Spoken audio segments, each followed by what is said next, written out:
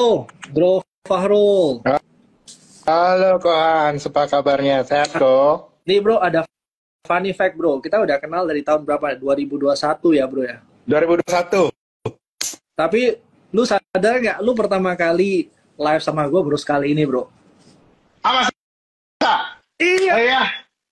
biasanya sama Joe. Biasanya Clubhouse. Clubhouse doang zaman dulu. Iya, bener. Nah, gimana bro? Apa namanya? Lu kayaknya belakangan sibuk banget nih. Ada apa nih yang the market bro? Wah, lagi banyak ini lah Pak, apa namanya? Ya biasa lah Pak, banyak dinamika di market, up and down.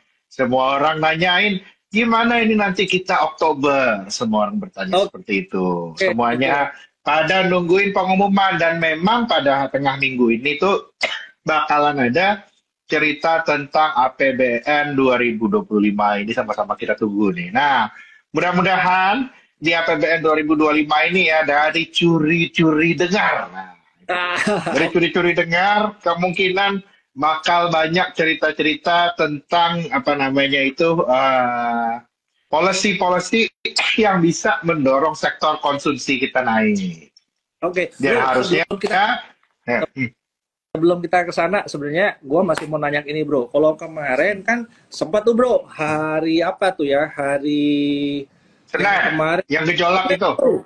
BOJ itu. Nah, sebenarnya ini udah kelar, itu cuman sementara doang atau kita masih perlu khawatirin, Bro? Impactnya selama beberapa bulan ke depan. Untuk sementara enggak. Tapi kejutan di BOJ ini tahun depan bisa ada lagi nih. Ini Hmm. gue sebenarnya gimana ya, salah nggak salah sih. Call-nya bahwa market udah bagus tuh udah benar nih, bahwa market udah mulai bagus ya, mulai naik. Tapi memang dan call untuk penguatan Japanese yen itu juga terbukti ya. Tapi memang yang kemarin itu yang kita agak miss, ternyata marketnya shock banget sama yen ini ya, sama yen yang menguat. Yen ini benar tapi bikin shock karena banyak banget di seluruh dunia itu orang yang kabarnya ada ratusan miliar US dollar yang orang itu minjam yen untuk investasi di negara lain. Itu yang kemarin lagi di unwind. Nah, gimana ceritanya? Menuju tahun depan, seharusnya saat ini kita udah nggak harus lagi nih ngomongin yennya apa namanya bakalan lompat lagi. Cuman saya tetap favoring kalau yang mau ke Jepang. Kita kan kemarin terakhir kali beli yen, nah udah lewat. Hmm. First best beli yen udah lewat, tapi sekarang mau beli yen itu masih lanjut. Gaskan juragan nambah yen. Yen rupiah, aku lihat tahun depan tuh 120-an, Pak, lebih di atas.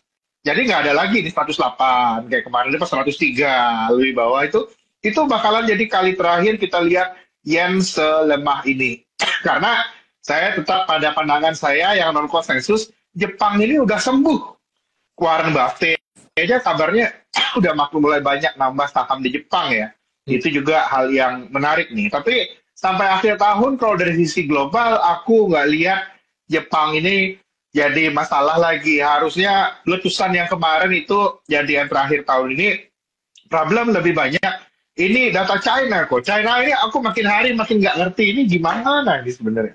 Iya, iya, iya. Apa ini yang terjadi? Tapi bagusnya itu China itu gini, data-data ekonominya gitu-gitu aja, nggak terlalu gimana-gimana ya. Pertumbuhannya nggak oke, tapi ternyata inventory timah dia turun, inventory tembaganya turun.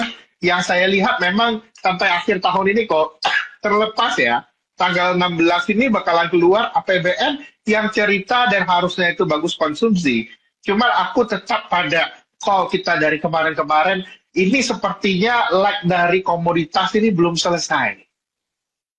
Oke. Belum selesai, masih menaik. Nah, ini ada yang nanya, yen sudah boleh buy? Yes, itu harga bagus, Pak.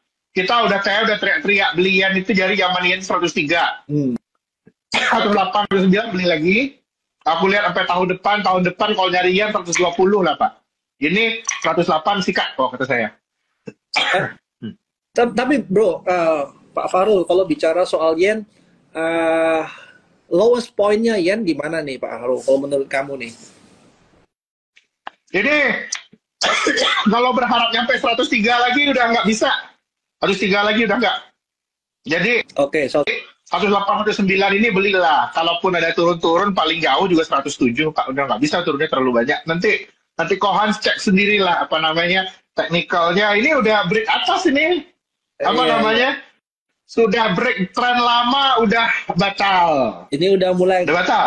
berubah, bro ya. Nah, tren lama kalau lihat chart itu ya, ini kan ada garis di panjang, bawa ini udah set. Nah, kalau udah convincing naik ya, Kohans tahu itu lah. Kalau udah kayak gitu, Ya, ya biasanya ceritanya udah batal. ya berarti berarti Ini ceritanya Ian habis ini menguat. berarti ceritanya setiap kali yen turun tuh chance untuk beli ya, bro ya. Karena harusnya dia Cara untuk beli. Nah, ya karena itu juga aku mau bilang tahun terakhir mau belanja-belanja murah, jajan-jajan cantik di Jepang itu 2023.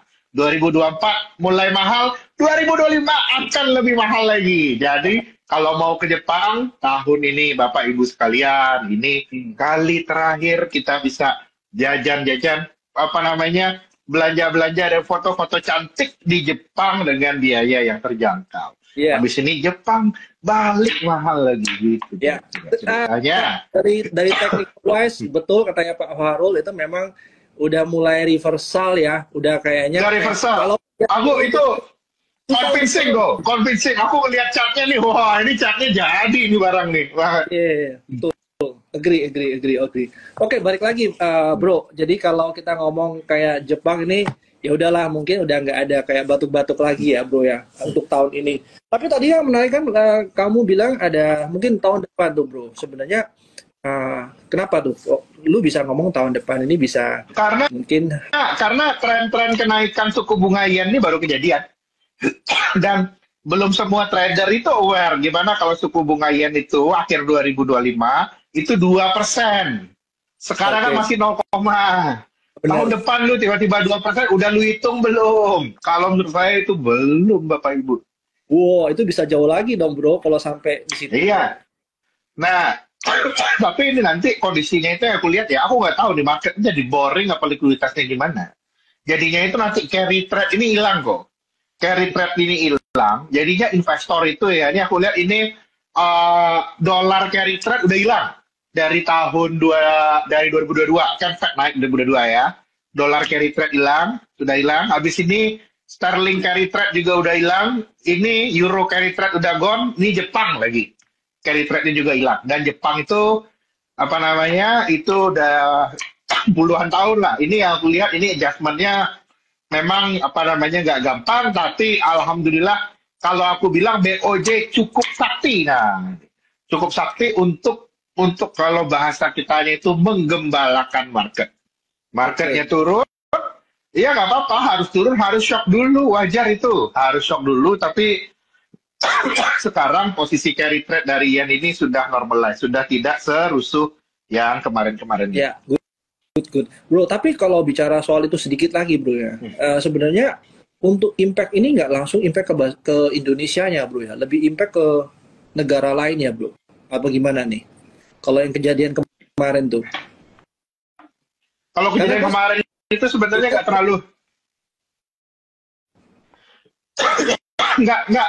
terlalu impact. Mungkin akan lebih banyak itu dulu itu. Yang paling hancur itu ya trade yang paling hancur kemarin itu adalah orang yang ini ya, ini exotic trade ini di anak forex, anak bond, tahu nggak kerjaan itu kemarin apa? Kemarin itu minjem yen dari tahun lalu, beli Mexican peso bond. Kaget nggak lu? 0,25% apa namanya bunga dolar, lu belikan Mexican peso bond yield 11%, Bapak. Oh, mantap. Kemarin cuannya mantap, tapi begitu reversal ruginya mantap juga. Itu yang kemarin bikin shock pada dasarnya. Itu kalau kita ngobrol sama ini ya, sama-sama apa namanya itu ya exotic forex trader, dia ceritanya itu dia banyak cut loss di Mexican peso, itu yang kejadiannya. Nah, ini trennya ini abis ini gimana? Aku lihatnya marketnya kalau orang bilang nggak seseru kemarin-kemarin, aku agree karena flow habis ini lebih rasional kok. Kenapa lebih rasional? Kalau tadi ya, kalau kita ngobrol sama anak obligasi, sama anak forex, bilangnya itu adalah carry trade yang kayak orang kemarin itu, yen, beli pinjam yen, beli aset negara lain, itu adalah salah satu trading paling males, trading paling banci kok. Kenapa banci? Lu nggak pakai duit lu nggak pakai balance sheet lu pinjam balance sheetnya orang. Dan itu hanya akan bisa terjadi ketika lu nia zero interest rate. Iya. Nah, dan nia zero interest rate itu udah selesai. Sekarang jadinya itu bukan lagi era di mana orang yang minjam uang bisa tiba-tiba tajir. Udah nggak bisa. Kalau lu mau invest, lu harus pakai balance sheet lu sendiri. Nah, di sini dinamikanya jadi menarik lagi nih.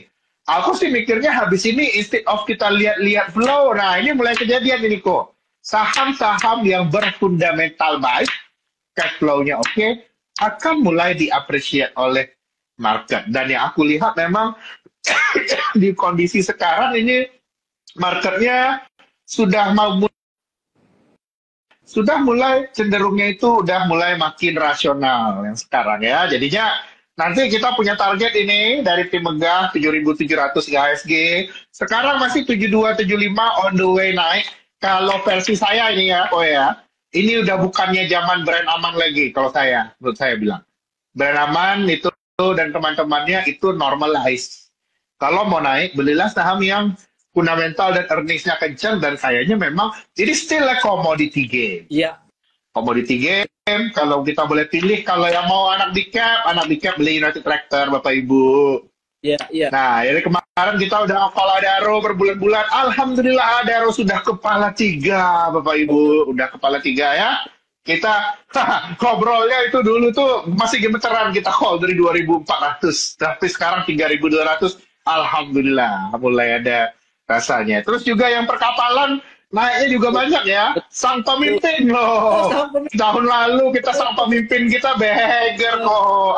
Alhamdulillah. Gila, itu dari kapan kayak kita ngomong, bro ini kapan ya bro? Wah, ini kalau lu mau betting harus betting sekarang, kalau enggak lu betting dari tahun lalu aku masih ada tuh, aku masih simpan sang pemimpin alhamdulillah tidak mengkhianati pengikutnya. Jadi ada alhamdulillah beggar. Ini udah waktunya kita cari saham-saham beggar baru habis ini Niko. Apa lagi mau beggar Niko?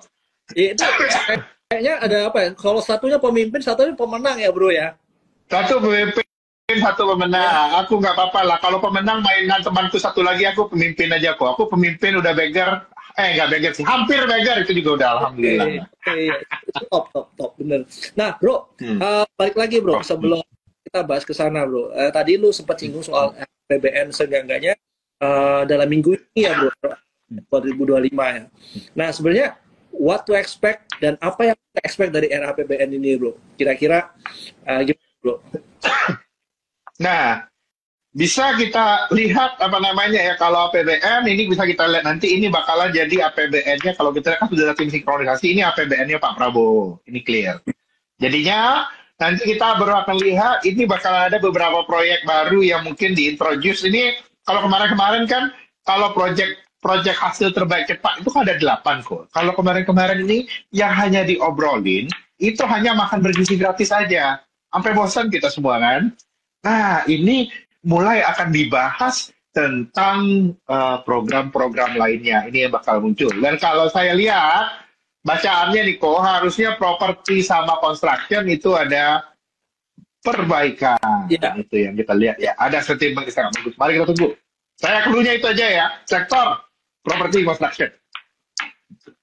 Oke. Berarti tadi selain lu ngomong soal komoditi, properti construction juga harusnya dapat ini ya bro ya, dapat ada inilah, walaupun ini ya, kalau untuk cerita siklus saya itu udah bertahun-tahun skeptikal sama properti sebenarnya dari 2010.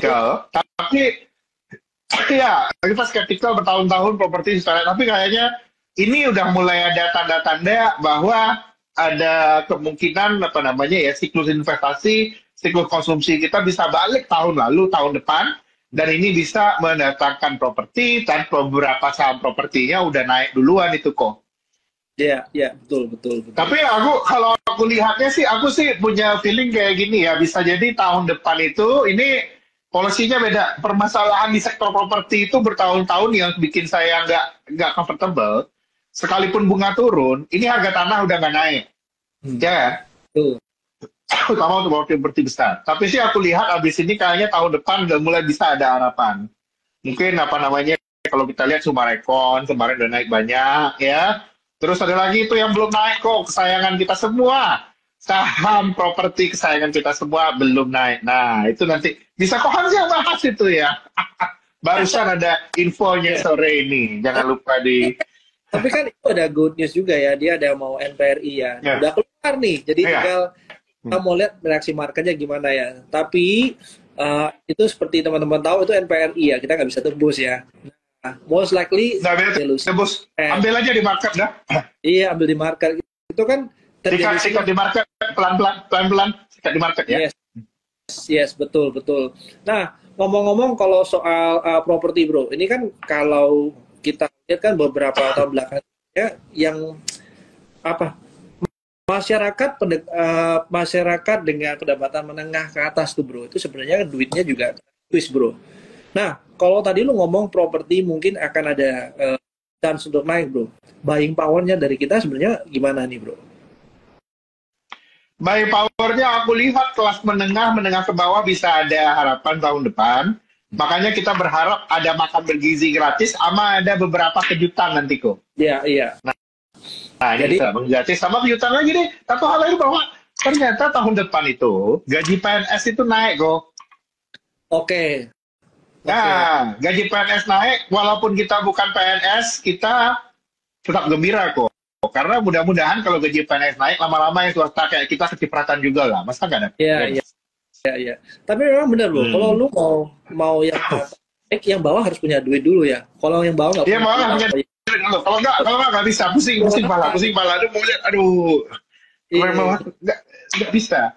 Yang ekonomi yang benar itu tuh adalah itu kayak gini. Rakyat di bawah, di penengah itu punya duit. Oke. Yang ngutang siapa? Bukan rakyat yang ngutang itu pengusaha. Di ekonomi yang benar, pengusahanya stres banyak utang. Kurang duit. Kenapa? Karena bisnisnya bagus. Karena itu dia kurang duit, duitnya mutar. Ya kan? Nah, kalau sekarang kan ini kebalikannya ini ceritanya. Di atas pengusahanya kebanyakan duit, Warren Buffett. Posisi cash terbanyak di dunia. Kaget nggak lu? Harusnya posisi Warren Buffett itu stop.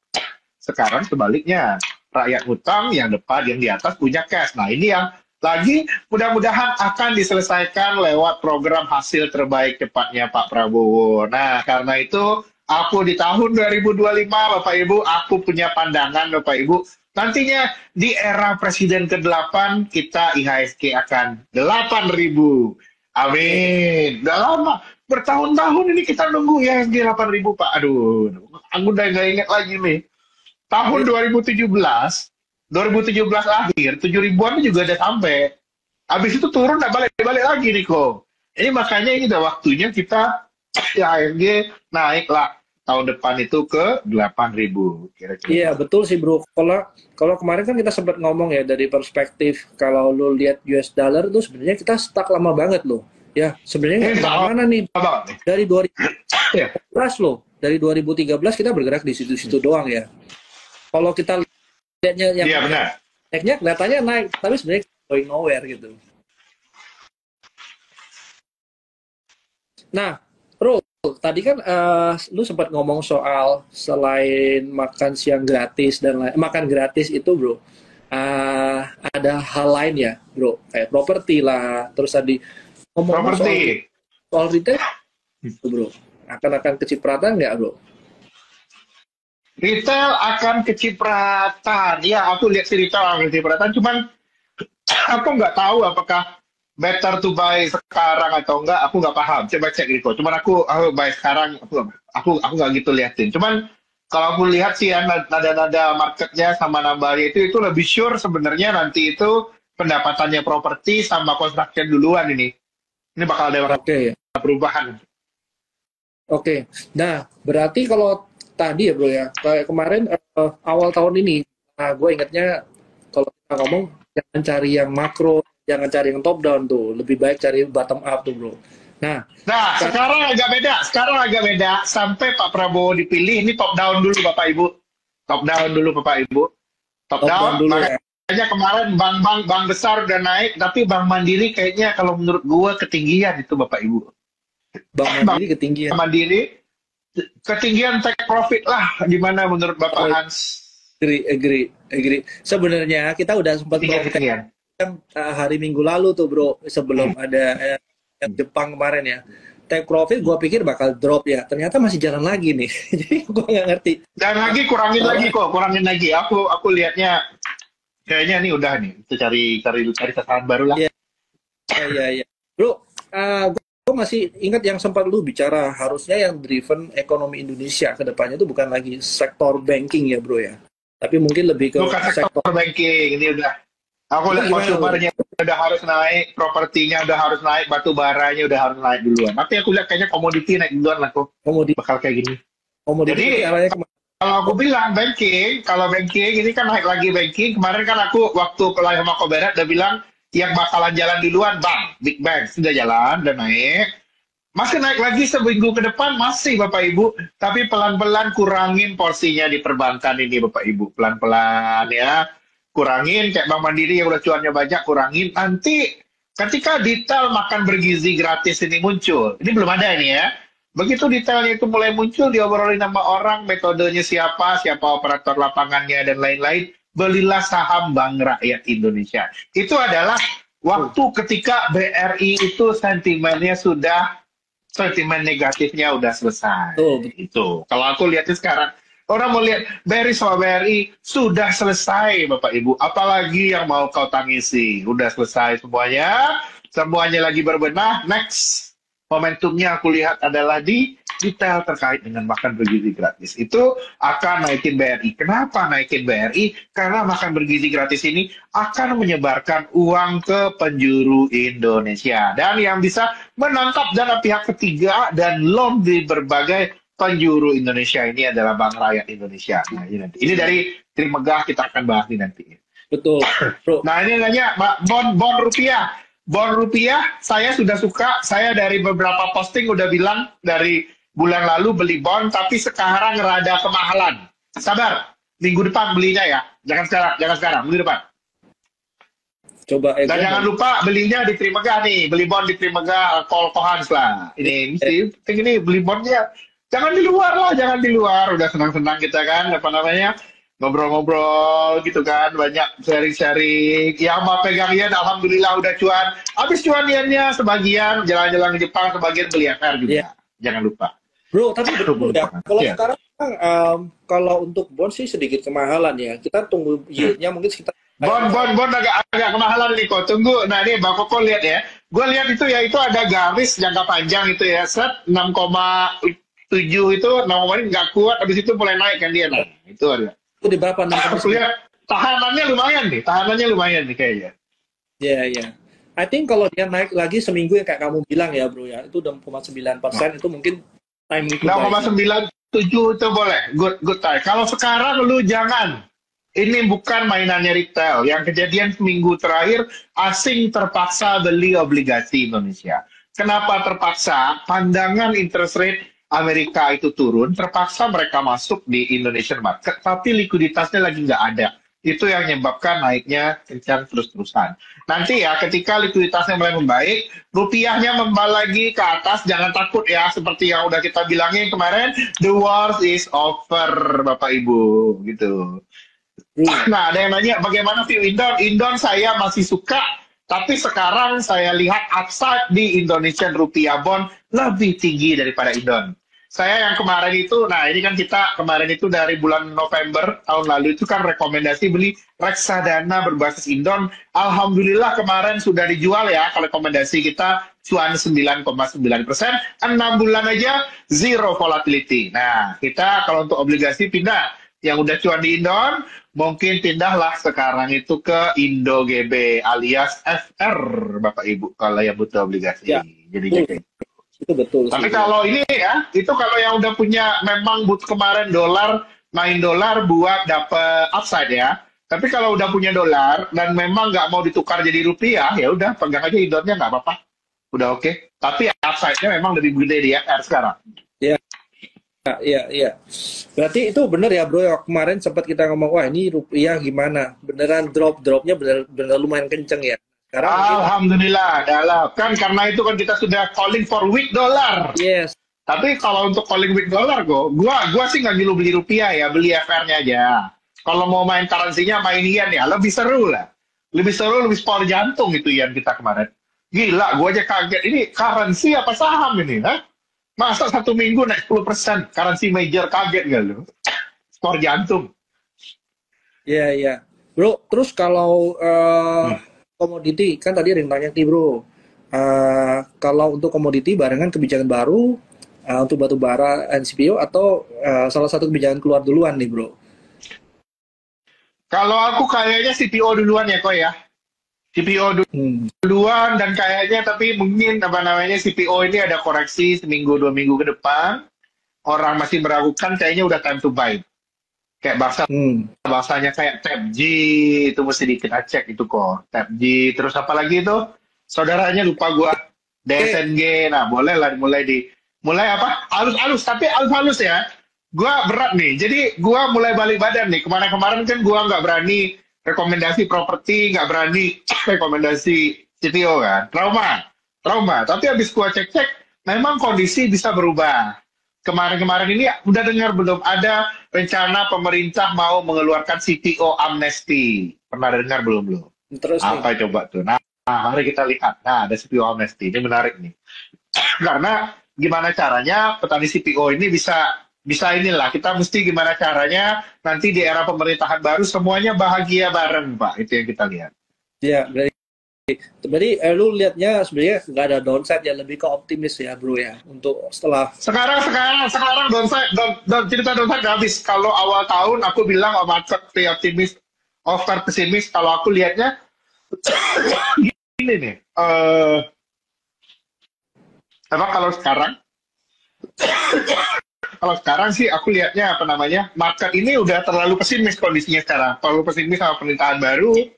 Kalau aku lihat semuanya itu skeptis kok, nggak ada yang optimis kok sama sekali. Kalau aku lihat Iya, ketika nggak ada yang optimis sama sekali, semuanya pesimis.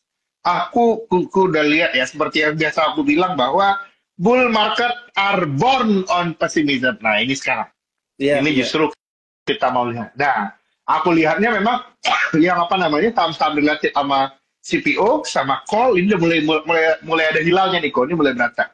Karena mau nggak mau harus ada policy-policynya kayak aku bilang kemarin itu harus policy yang pro komoditas lah kira-kira kayak gitu. Jadi mulai pelan-pelan satu-satu kok iya. kira-kira gitu. Tapi kan kalau dilihat dari CPO, eh, sebenarnya memang udah berapa kali dipromo tahun lalu juga nggak begitu berhasil ya bro ya. Tapi memang kalau dari lihat movementnya CPO belakangan ini lumayan bagus ya, terutama yang model kayak tadi. Ini lumayan bagus soalnya aku juga udah dengar ada beberapa ini polisinya bisa major berubah habis ini karena orang mulai sadar CPO ini kita butuh. Hmm. Kalau nggak kalau CPO kita nggak naik ini berat nih Pak ekonomi Iya, kita. Jadi iya, itu kita butuh teman-teman kita yang punya sawit itu kayak lagi itu penting. Kalau nggak pusing kita Pak. iya, Kalau nggak ntar kita ini ya teman-teman yang agen properti di Jakarta pasti merindukan lagi kapan ini haji-haji orang Sumatera, orang Kalimantan datang ke Jakarta beli rumah. Itu yang paling penting kita tunggu buat ekonomi muter. Kalau nggak pusing. iya, iya, iya. Nah bro, lu mau minum dulu nggak kayaknya? Nah anyway, kalau tadi lu Nah, bicara nah. properti nih bro ya, kemarin kan Jokowi sempat keluarin untuk Golden Visa ya bro ya. Golden Visa tuh Iya. ya lu bisa 10 tahun dan lu bisa beli properti ini bro. Hmm. Apakah sebenarnya itu salah satu policy yang untuk boosting properti bro?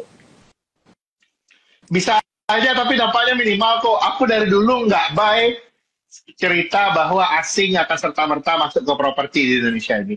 Tidak semudah itu, Bapak-Bapak. Sekalipun dikasih ruang besar-besar, belum tentu mereka mau masuk. Tidak segampang itu. Proses untuk menjadi seperti Singapura itu panjang, tidak semudah itu. Bukan soal fasilitas saja, bukan soal likuiditas saja, tapi soal reputasi yang terbangun dalam waktu yang panjang. Nggak gampang, nggak gampang. Bakal Oke, bagus iya, tapi menentukan. Tetap aja yang beli properti itu harus orang lokal, kira-kira. oke, oke. Nah bro, Kalau tadi lu udah bahas soal coal company, coal lah, terus untuk CPO. Ya. Nah, kemarin kan sempat kita bahas apa tuh, oil and gas tuh. Gimana bro? Lu ada view nggak untuk oil and gas? Kayaknya gue masih stick pada view oil and gas ini leg terakhir nih. Ini rally-nya bakal banyak ini. Hmm. Dan aku lihat harusnya, nah ini abis ini kita lagi prepare report, nanti abis ini mungkin kita keluarin ya. Kita lihat oil and gas ini lagi cycle-nya itu soalnya investment di hulu itu lagi meningkat ya. Harusnya sih sentimennya lebih masih oke sampai akhir tahun. At least itu Medco harusnya masih bisa lihat banyak. Tapi seperti keyakinan aku, tahun depan, nah ini dia nih, tahun depan itu Amerika itu agak slowing. Ini karena itu aku lihat tahun ini adalah tahun puncaknya minyak. Untuk Medco ya. Selain Medco apalagi nih bro? Yeah. Yang kayak Medco atau sebenarnya kayak proxy lain? Elsa. Tuh, oke. Gimana tuh bro kalau Elsa? Elsa, udah simply terlalu murah kok. Cuman bener karena valuasi doang ya bro ya? Valuasi terlalu murah dan aku lihat sektornya jalan. Harusnya dia bisa jalan lah. Ini mirip kayak aku beli sang pemimpin tahun lalu. Kenapa gue beli sang pemimpin tahun lalu? Soalnya pemenangnya udah telat kok. Ya tapi ini Kira-kira gitu lah. iya. Agree. Ya harusnya harga 470 ya, kalau bisa dapat 470, 450, 470 lah, itu mungkin. Dulu cakep itu paling si siapa sih ya si Elsa ini agak turun dikit aku udah suka. Cakep. Ya. Oh, ya, oke. Nah, bro, kalau apalagi yang belum dapat healthcare sama tech nih, bro. Nah, kalau sekarang lu masih ngeliat nggak kalau si Fed ini akan nurunin suku bunga next month, bro? Fed ini bakal turun, cuman aku agak bingung ini what to buy on our tech for now. Gimana ya? Wah, gimana ya kok? Sorry kok, tag gua lagi nggak bisa ngomong nih. Gimana ya? Takut salah Iya. ngomong juga Pak kondisinya sekarang ya. Ya itu agree sih, karena di luar yang tech yang jalan model-model yang kayak AI, bro. Sementara kita kan sebenarnya yang di-tech-kan ya, bro ya, masih ya. Jadi Ya, mari kita tunggu lah. Karena butuh ini juga. Butuh kalau aku lihat ini tech company ini butuh memperbaiki reputasi dulu semuanya. Itu aku lihat. Oke. Jadi kalau gitu, oke. Kalau tech gitu gimana, bro? Kayak banks yang digital banks ini, bro, bakal balik lagi nggak ceritanya? Karena beberapa digital banks gue lihat lumayan jalan juga ya, lumayan oke juga ya, kayak Arto. Ya, sebenarnya kalau tahun depan ya bisa jadi ada harapan ya kalau lihat tahun depan. Tapi ya ini mungkin proksinya pakai digital banks yang gede-gede aja ya, jangan yang terlalu kecil. Yeah. Harusnya bisa itu. Kita mainin September kemungkinan Fed rate cut, habis itu biar rate cut ya. Iya. Apparently yang bisa jalan juga nggak banyak ya, bro. Cuman 1-3 maksimal. Nggak banyak. Ini mesti ini agak susah, mesti spesifik. Stock call kayaknya cuma Arto doang ya. Arto sama siapa tuh lagi tuh lupa gue. TBB. Saudaranya. TBB. Iya. Bang Neo. Itu doang bisa naik. Iya. Itu doang itu paling. Dan itu juga lagi ya. Itu tuh buat trading doang ya. Mind the gap. Mind your expectation for that kind of bank. Tetap hati-hati saudara-saudara. Iya, oke. Nah, jadi kalau begitu kapan bro APBN-nya? Minggu ini kan? Minggu ini. Tanggal 16 seperti biasa, semalam sebelum 17 Agustus Presiden akan mengumumkan APBN. Oke. Nah, mungkin yang terakhir gue mau bahas soal ini, bro. Emerging market, bro. Ini gimana nih, bro? Kan November ini Donald Trump ini lebih ke proekonomi di US-nya ya, bro ya. Nah, kira-kira dari kita emerging market ini bakal bagus nggak, bro?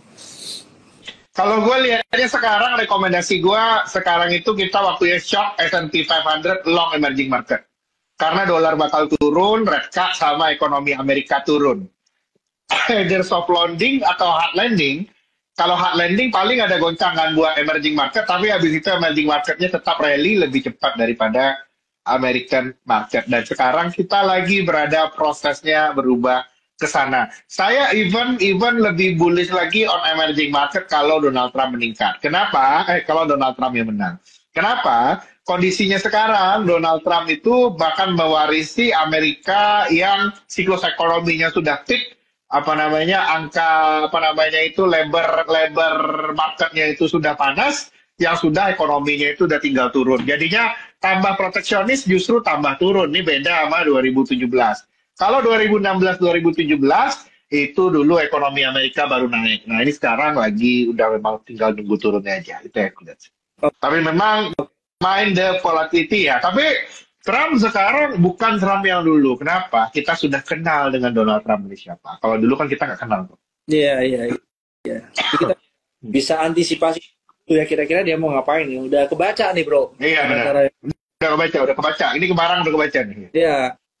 Nah, mungkin satu lagi yang tadi nih kebetulan itu Trump presiden perang usai terus damai. Ini make sense nggak? Amin. Kalau Nah, ini karena ini yang aku bilang, ini leg terakhir minyak, Bapak Ibu.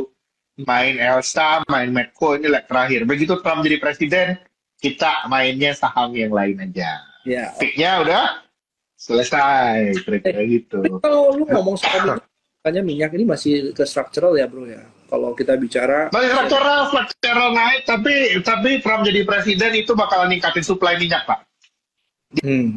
Dia pro industri soalnya.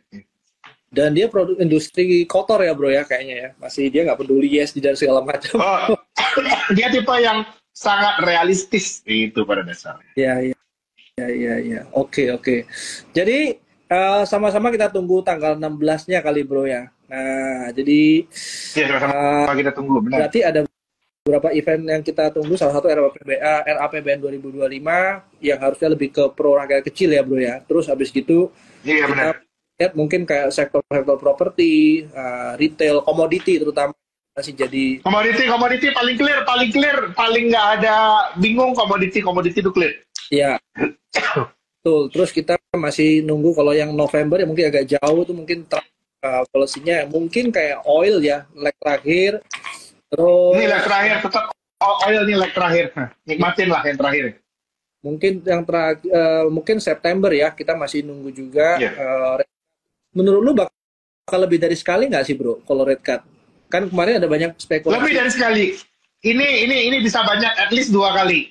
2 kali normal market rally kalau 2 kali red cut. Tapi kalau 3 kali 4 kali red cut itu berarti hard landing, marketnya jatuh dulu. Beda nih, nah itu. Dan kalau dilihat kan memang inflasinya juga hampir sesuai dengan apa yang mereka ekspektasikan ya, Bro. Nah, Iya, sesuai. oke. Nah, Indonesia gimana nih, Bro? Kita bakal most likely ngikutin mereka atau kita bakal bisa rate cut duluan nih kira-kira? Enggak, habis bisa paling cepat bareng. Bisa jadi September bareng lah, potong kalau aku bilang, kalau mau cepat. Oke. September, Oktober itu udah red cut. Jadi kalau mau beli obligasi FR cepatnya, ini seminggu ini nanti turun dulu, pullback, beli obligasi. Kalau aku lihat. Iya. Kalau yang senang obligasi ya. Oke. Nah, anyway, thank you loh, Bro Farul. Nah, mungkin dikit ya, pas lagi kita ngomong ya, dari tempat kita technical tuh masih ada juga ya, kayak PNLF, terus ya. Gue bacain dikit lah kali ya, Rul ya. PNLF itu kita Ya, silakan. Terus kalau mau yang ada corporate action itu, kita masih ngeliat Nobu ya. Kita masih percaya tuh mungkin masih bisa jalan. Tapi kan M&A ini kita nggak pernah tahu kapan kejadian. Terus Nggak pernah tahu, benar. Farul ada ngomong soal Medco, I think Medco juga di range-range ini sebenarnya masih bisa collect ya. Terus kayak BBCA itu mungkin juga tinggi ya. Gue lebih setuju kayak tadi lu bilang BRI-nya, begitu nanti rate cut-nya kejadian, harusnya BRI yang paling diuntungkan ya. Rate cut-nya BRI ya.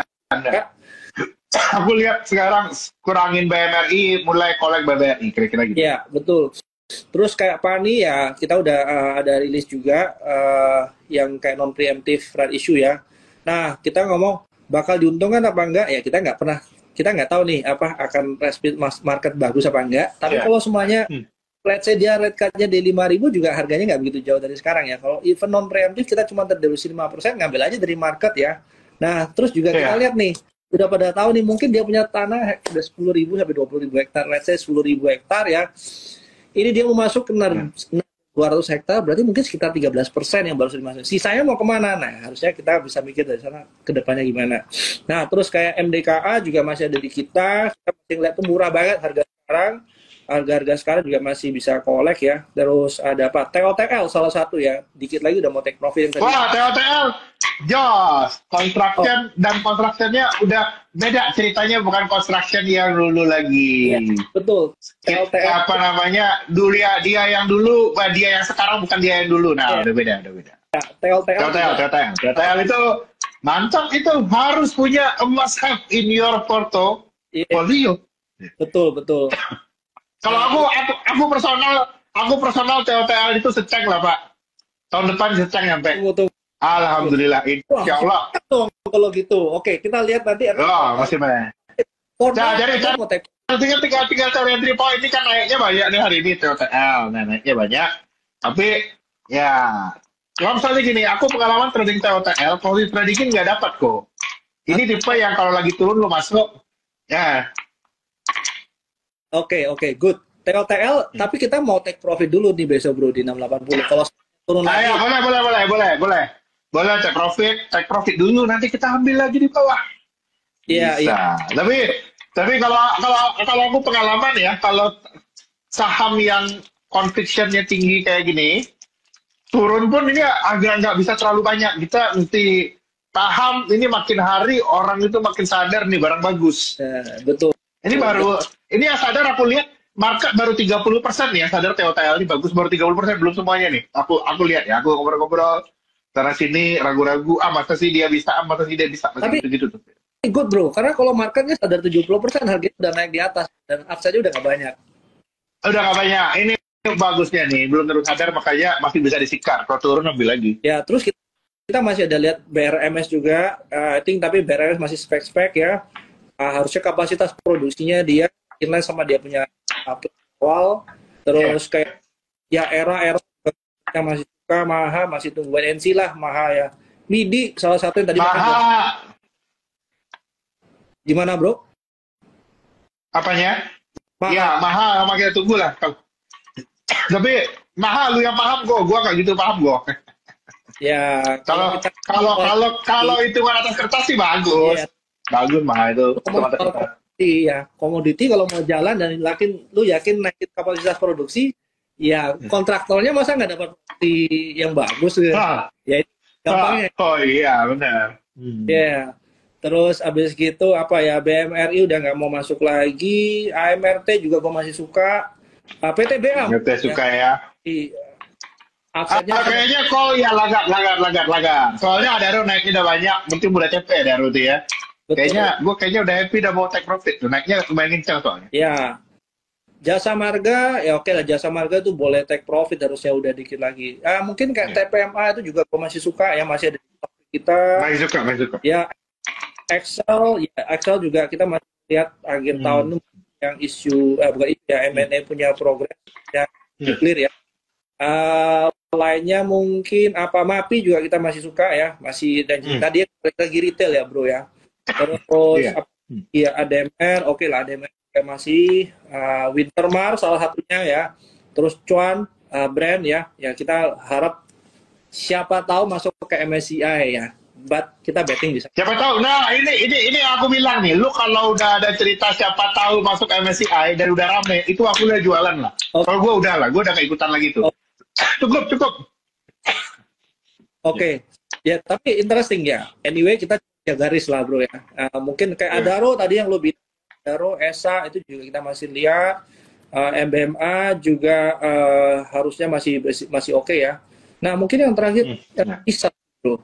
Jadi ISA apa rencana mau stock split ya. Oke kita masih lihat deh sama-sama. Nah anyway teman-teman coba cari aja entry point, dan anyway kalau mau lihat ini teman-teman jangan lupa lihatnya di Terima Ideas ya, karena itu timnya kita, Glenn, Yasmin itu setiap hari pantau itu tiap hari buat stock rekomendasi, dibantu juga sama teman-teman research yang lain yang dikurasi. Itu aja sih. Tunggu story-nya insurance, tunggu story-nya harusnya sama sih ya, tapi ya technical aja, cari entry yang paling bawah gitu. Anyway, itu aja sih teman-teman ya, mungkin nggak perlu 1 jam. Anyway, yang Farul ngomongin udah kompak banget ya, harusnya gampang banget di ini. Tinggal teman-teman cari aja industri menang dari sektor-sektor yang tadi kita lihat. Itu kali ya, Farul ya. Iya, benar. Ada lagi Oke, cukup. Farul yang mau disampaikan? Ya, saya rasa cukup. Semoga marketnya sudah lebih kondusif saatnya sama seperti kita ngobrolin kemarin bulan Agustus, dekat-dekat 16 Agustus, waktunya kita mulai gaskan, Bapak Ibu. Masa-masa suram, masa-masa berat mudah-mudahan telah berlalu, dan jangan lupa bahwa cuan sukses hanya untuk mereka yang siap. Makanya mari kita semuanya bersiap untuk menyambut masa depan yang lebih baik. Terima kasih. Oke. Selamat malam. Thank you Farul, thank you teman-teman semuanya.